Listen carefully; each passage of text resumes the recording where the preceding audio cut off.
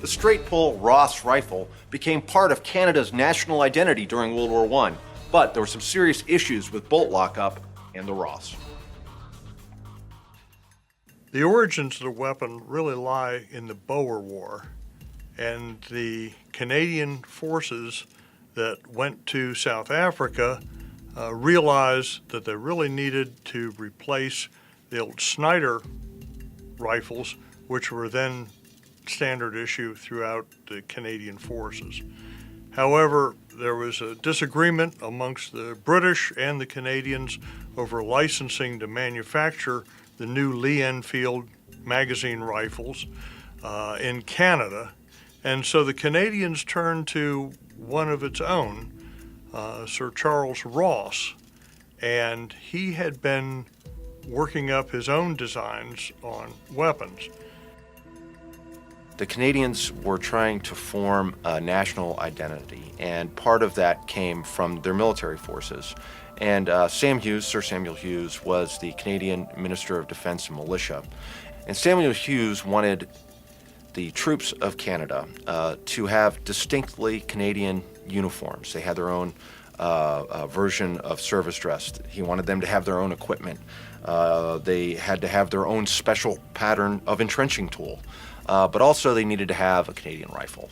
And that rifle was made for the Canadian government at the Ross Rifle Company plant in Quebec, Canada. The Ross has got a bad rap, though, and it's not entirely well-deserved. The 1905 Ross was kind of designed as more of a sporting arm. In its original .280 caliber, that was the first commercial cartridge to break 3,000 feet per second. That's no small feat back then. And the 1910, in its military configuration, was originally designed to be in .276. But unfortunately for Ross, the First World War broke out, and it was thought that it's best to keep the standard caliber .303 British standard. So that rifle was made, chambered mostly in the .303 British.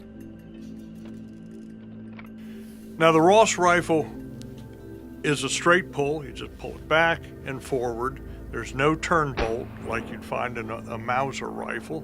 When World War I broke out, the first contingents of Canadian forces that went over in early 1915 had some of the earlier Model 1905 or Mark II Rosses.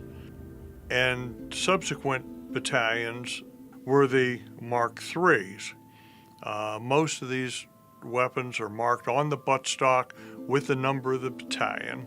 And they went into service by the summer of 1915, and it was found that these weapons really didn't hold up under trench warfare.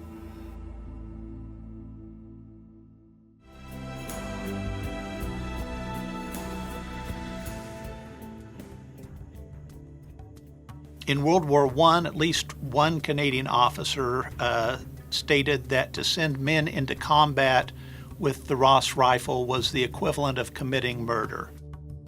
In the trenches, the Canadians, a number of them as soon as they could, would abandon their Ross rifle and pick up a reliable British military rifle from a fallen English soldier.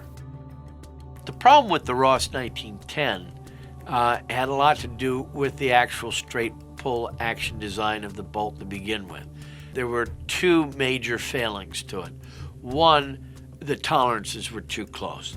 The slightest amount of dirt or dust, especially the environment that was prevalent in the trenches, meant that you weren't going to be able to work the action. It was going to fail on you literally every time.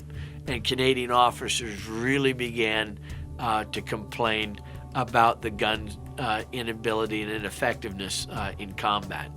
The other problem was, and it wasn't that great a problem, although it's been kind of hyped ever since then, is the fact that because the gun was easy to take apart and clean, which you would think is a one of the aims and objectives to an infantryman's core knowledge and being able to keep his weapon in functioning order, it was easy to put that bolt back in the gun and reassemble it incorrectly so that the next round fired, given Newton's law of physics of every action having an equal and opposite reaction, meant that the bullet going nearly 3,000 feet per second one way was going to cause the bolt to go that fast in the other direction.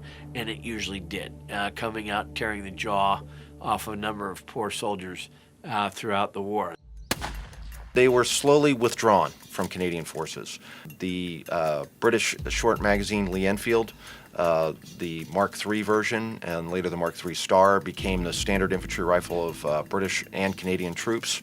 But that standard infantry rifle, Ross rifles, continued to serve some, in particular, men who had been on Canadian shooting teams, kept the Ross rifles, and also as sniping rifles. Snipers were expected to take better care of their guns, and the Ross rifle was extremely accurate. Both 280s, but mostly 303 Ross rifles were converted into sniping rifles, often with the Warner and Swayze telescopic musket sight. And these guns were actually pulled out of mothballs during World War II. There are early World War II images of both British and Canadian snipers training, at least, with Ross rifles well into 1941. Interestingly enough, once the Canadian government no longer wanted Rosses, the United States government bought them for training. Anyhow, that's all the time that we have for this week. If you like this show and you're not an NRA member, you need to join today. For more information or to sign up, go to AmericanRifleman.org. I'm Mark Keefe, and I'll see you next week right here on American Rifleman Television.